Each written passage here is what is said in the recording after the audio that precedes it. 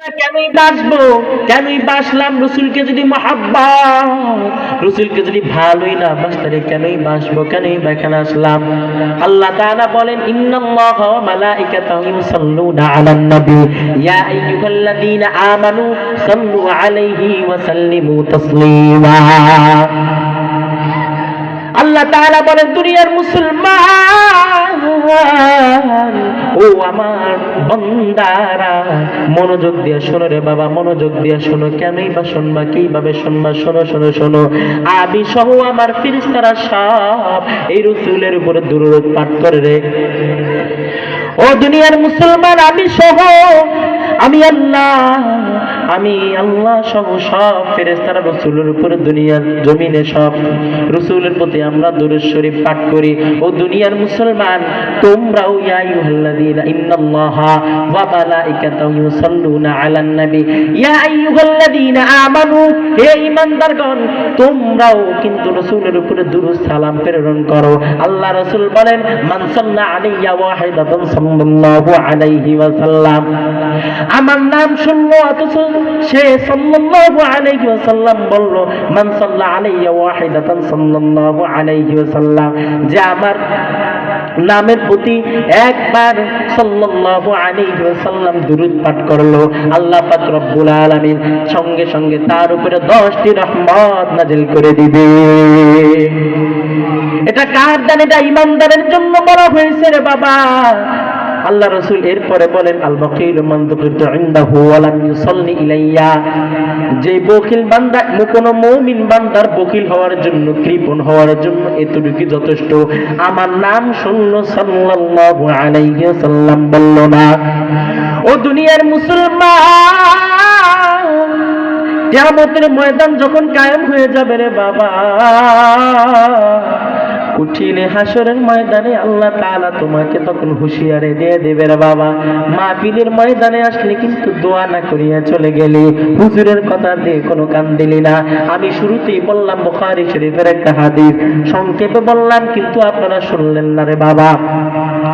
মাহফিলে আসলেন বড় একটা আমল করার জন্য, যদি আমল করতে নাই পারেন কেনই বা মাহফিলে আসবো রে বাবা?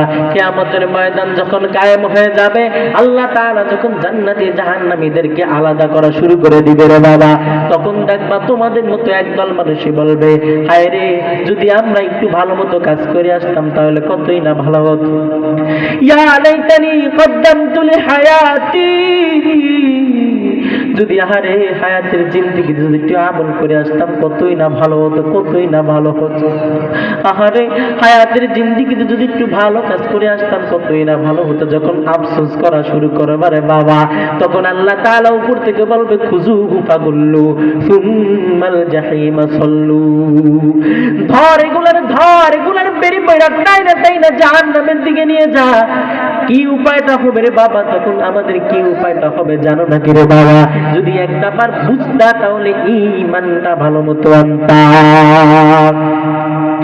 ঈমানের জন্য কত কথা, ঈমানের জন্য আমাদের সর্বোচ্চ ভাবে চেষ্টা করতে হবে রে বাবা।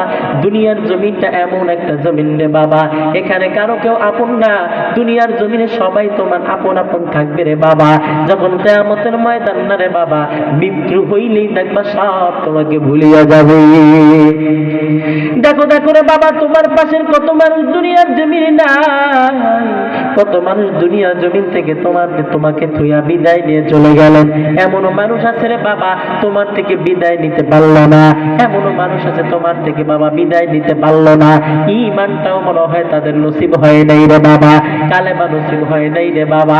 তুমি তো এখনো জীবিত আছো রে বাবা। ওয়াদা করো বাবা, ওয়াদা করবা, আজ থেকে নিয়ে আমি রাসূলের দুশমনকে আমি হত্যা করে ফেলবো, রাসূলের দুশমনকে আমি বাংলার জমিনে ঠাই দেব না। আমি নিজেও রাসূলকে মহব্বত করব, মৃত্যুর আগ পর্যন্ত কালেমাওয়ালা মুসলমান থাকবো। আল্লাহ তাআলার কাছে দোয়া করবা, মাওলা গো, আমি যেন মৃত্যুর সময় কালেমা যেন আমার নসিব হয়, সর্বোচ্চ ভাবে কালেমা পড়বারে বাবা। আজও পর্যন্ত সময় আছে, এখনো সময় আছে রে বাবা। সময়ের কসম কেনই বা খাইলেন? আল্লাহ তাআলা বললেন সময়কে বড় গুরুত্ব দিতে রে বাবা। সময়ের যত গুরুত্ব দিবা তত বড় দাবি হয়ে যাবে রে বাবা।